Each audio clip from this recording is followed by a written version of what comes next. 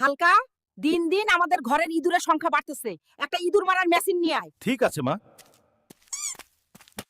শালার এই ইঁদুরগুলোর জন্য মা আমার জন্য ভালো কিছু রান্না করতে পারে না। আজকে ইঁদুরের গোত্রই শেষ করে ফেলবো। চাচা, আমার একটা বড় ইঁদুর মারার মেশিন দেন। এই নেন ভাতিজা, একদম নতুন। না চাচা, এই ছোট মেশিন দিয়ে আমার হইব না। আমার লাগবে বড় মেশিন, যে দিয়া দিয়া আমি ইঁদুরের গোত্রই বিনাশ করবো। এই বন বিড়াল, আমার সাথে চল। আমার বাড়ির ইঁদুর তোকেই তাড়াতে হইব। না চললে আমি তোকে মাইরা ফেলবো। মা, মা, দেখো তোমার জন্য ইঁদুর মারার মেশিন এনেছি। এখন থেকে একটা ইঁদুরও তোমায় বিরক্ত করতে পারবে না। হালকা, তুই এইটা কি আনছস?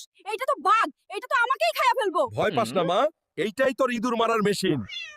বাবা হালকা, তোকে আমি অনেক ভালোবাসি। তুই মায়ের সব খেয়াল রাখিস। মা, আমিও তোমায় অনেক ভালোবাসি। বন্ধুরা, তোমরাও যদি মাকে ভালোবাসো তাহলে সাবস্ক্রাইব করে কমেন্টে মা লিখে দিও।